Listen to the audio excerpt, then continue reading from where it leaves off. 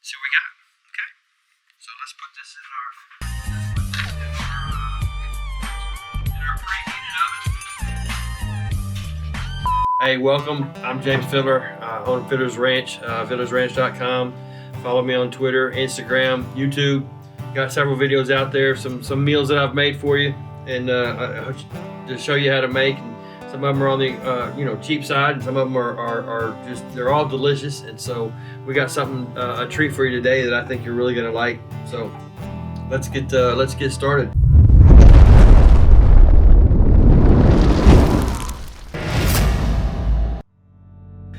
Today's gonna be chicken fajita enchiladas. We're gonna start with, now look, there's a lot of different ways that you can make your own fajitas. In all the different seasonings and marinades and methods that I've seen for cooking fajitas, I have yet to find a restaurant or an individual or a recipe that can make them better than the H-E-B pre-marinated chicken. Until I can find a way to beat it, that's what I'm gonna use. So we're gonna take this chicken fajita meat, we're gonna take and we're gonna roll in some mixed flours. You can use corn tortilla. Here I like to use the mix. It helps with pliability. We're gonna use some high grade quality American cheese product. We're gonna put some grated cheddar and grated Monterey Jack as our topping. And we're gonna use a little bit of sour cream at the end, and we're gonna make chicken fajita enchiladas. And I got a little surprise ingredient that I'm gonna show you a little bit later that's gonna top this thing off, and it's gonna blow your mind at how crazy it is that I'm using it. But when you try it, it's gonna blow your mind how crazy good that it is. So let's get started.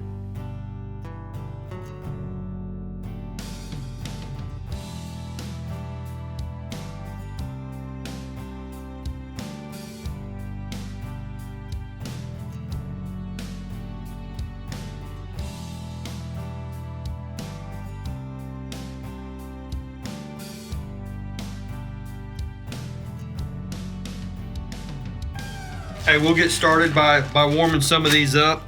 They don't have to be too hot, but we're gonna go ahead and put about 5 or 6 of these on the 360, just to get them heated up. By heating them up, that helps with the pliability of it. So when you go to roll it, it doesn't tear. If you use straight corn, oftentimes people will fry them in a small amount of oil for literally about 2 to 3 seconds each side.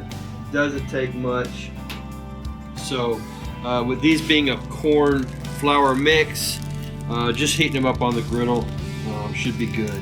So we'll let those kind of warm up. The griddle's not too hot right now, so it'll heat up, and I'll flip them and just heat these up so they'll be ready to go. I can't tell you how important these things are to have in your kitchen. I've got, I don't know, 7 or 8 of them.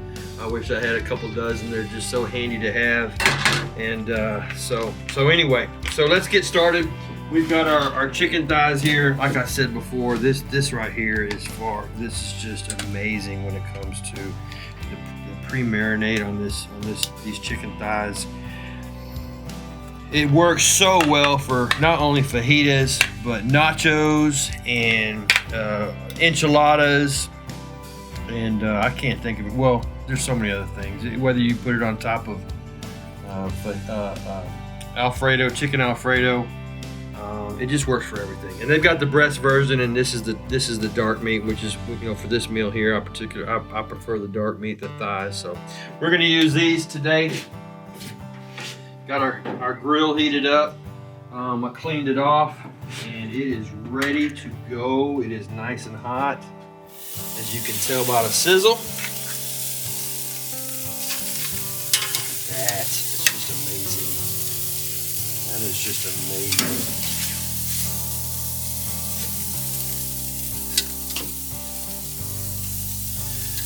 So there we go, got that cooking. We're gonna go ahead and shut this down and let it heat up.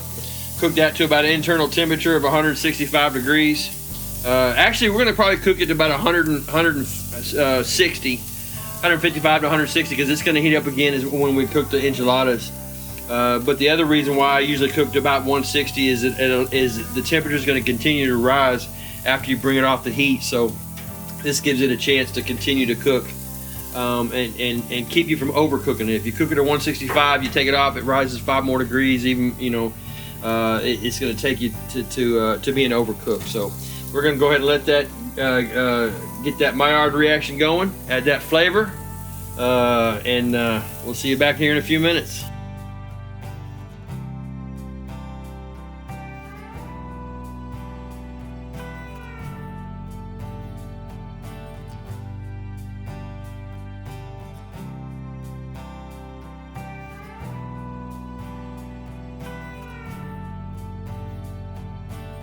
All right, so we've got our tortillas heating up. We've got our chicken cooked. We've got our cheese grated.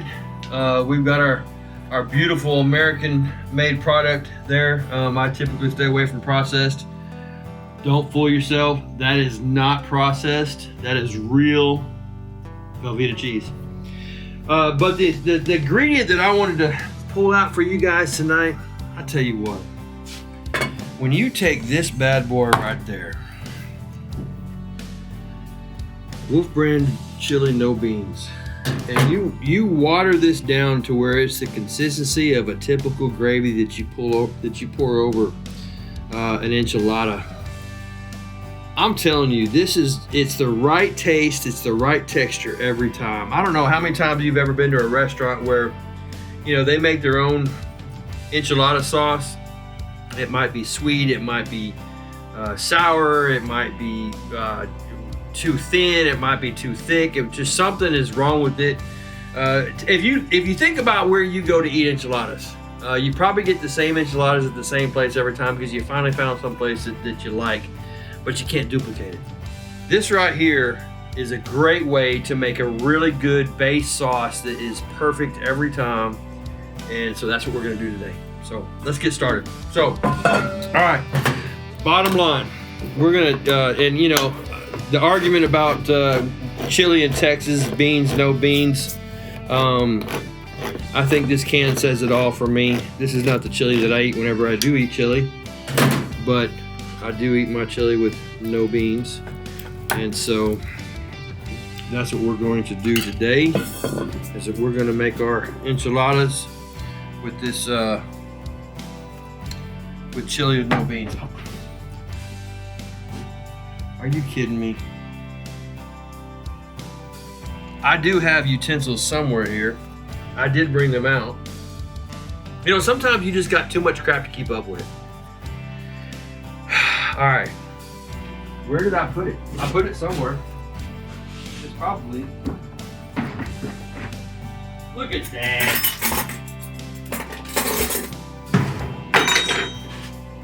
Look at that. Good thing I'm the only one eating tonight, right? All right, so let's just go ahead and put this high quality, pure canned chili sauce in here. Now I'm gonna make a small amount tonight of the enchiladas. I think that I'm gonna be able to get about 6 or 7 in there, and so. And to that, you're gonna water it down. And you want to water it down. I can't tell you really the amounts, because you're gonna want to get it to the consistency that allows you to basically pour it on to the enchiladas that you're gonna be making. So mix this up. Still a little bit thick. Make sure it's thorough.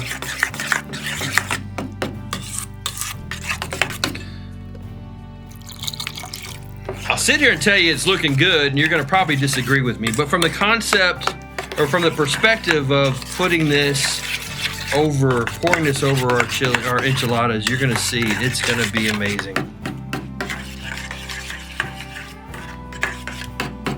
All right, probably a little bit more.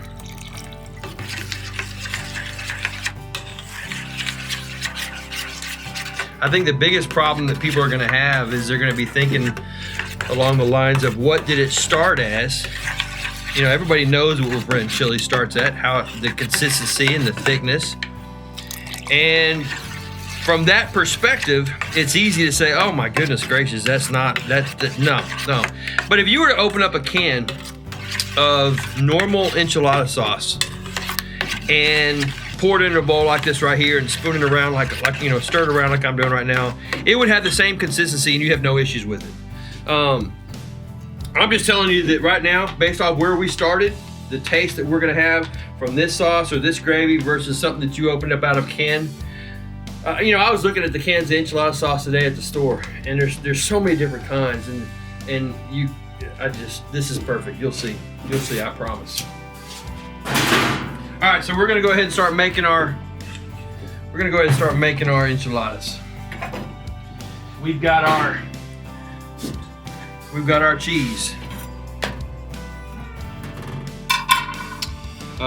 We've got our chicken. Now, so on the chicken, you know, there's a tons of different ways you can do it. You can shred it. I'm not big on shredding the chicken. You can see that you can see the fibers and how they run. So I always cut against the grain. Against the grain is going to be 90 degrees to the grain. So I like to cut it and cut it nice and thin. And what that allows me to do is keep the chicken extremely tender inside of the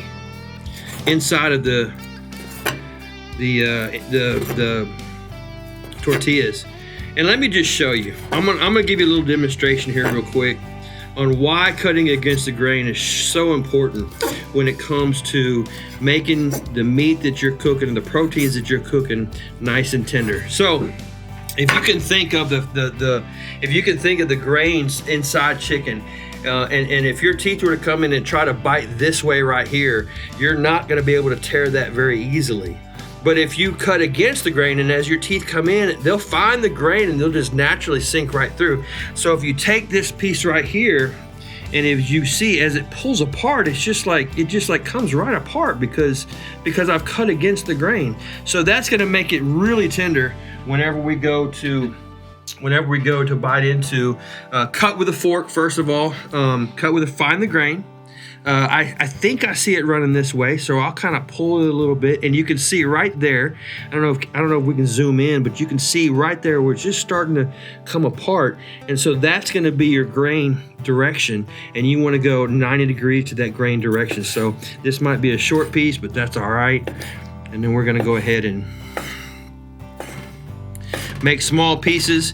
You might notice some of the fat that's still on the chicken inside. I have no issues with that. Fat is flavor. And so find the grain again. I think it runs this way. As I start to pull it, yeah, there you can see it just split open like I don't know, whatever splits open. So we're gonna go against the grain on that, and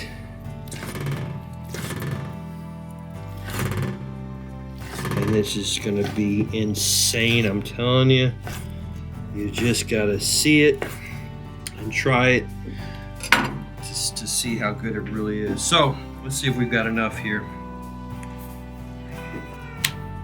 All right, so we're gonna roll up our chicken, take a couple of pieces and put it in here like so. And then what I like to do is just one strip all the way down. This one rolls up all the way. We're gonna roll that up nice and tight, and we're gonna put that bad boy right in like so. Looks like that's gonna be long enough. So we're gonna put us a couple of pieces of that high quality cheese. We're gonna roll that up. Goodness gracious, this is gonna be just insane. I'm telling you, if you get a chance to try it, if you get a chance to make it, I'm not saying it'll be the only way you ever make the enchiladas again, but the nice thing about it is whether you're filling this with beef fajita, taco meat, or use the same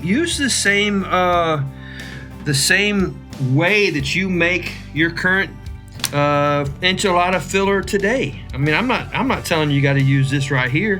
I mean, I'm calling them chicken fajita enchiladas, but I mean, they could be anything. just make it with that Velveeta gravy, which you're gonna see. We got room for one more. And we're just gonna cover that off. Sometimes if you got the real small tortillas, or if you got a big tortilla, we gotta go all the way across, and you come down to the end, you can always just pinch it and make sure you go from end to end. What the cheese does is it adds moisture. It adds some moisture inside. So even if you do kind of overcook whatever it is you have that you put inside, then you're okay, because you've got that Velveeta on the inside of your enchilada. So, all right, we are going to I was gonna get all fancy and get a big spoon, but let's just pour this on. I'm telling you. What am I doing? I'm telling you, this is insane.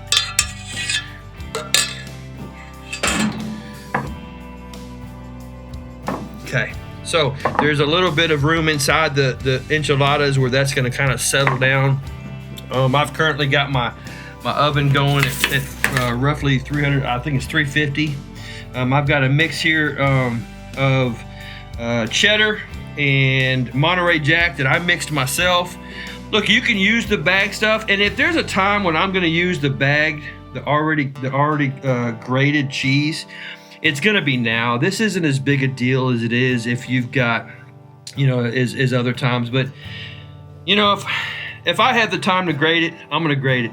It's better. It's fresh.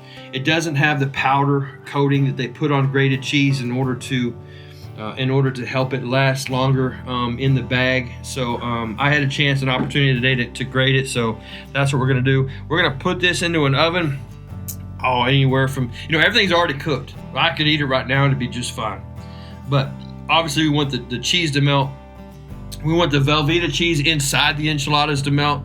So we're gonna put this in the oven about 350 for anywhere for 20 to 30 minutes, and then we're gonna take it out and see what we got. Okay, so let's put this in our preheated oven. Look at that. There we go, and we'll see you back here in about 20 minutes or so.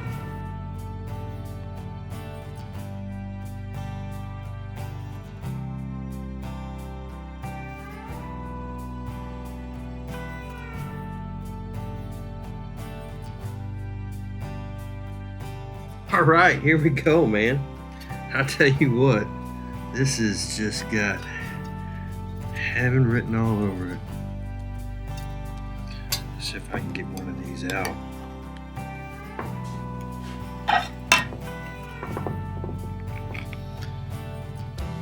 my goodness.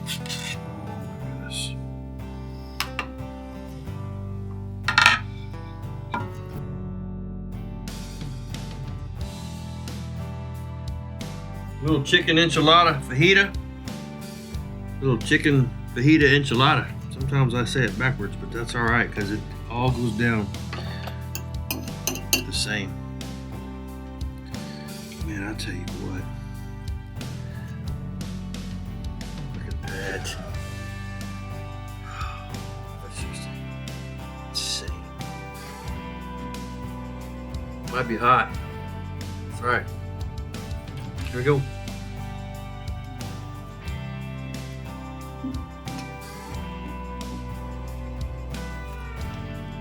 you kidding me? It's perfect. It's insane. Every time. Perfect every time. Try it. Use whatever internal ingredients you want for your enchiladas. Beef, chicken, cheese. Use your own seasoning. When I make fajita enchiladas, I prefer the H-E-B fajita meat. You may not have that available where you are, but make it and make it with the Wolf Brand chili. It's amazing.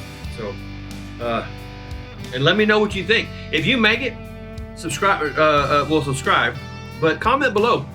And if you make it, take a picture and attach the picture to the comments below. I want to see them. I want to see them. I want to see what you do. So let me know what you think. Appreciate it. Have a good day.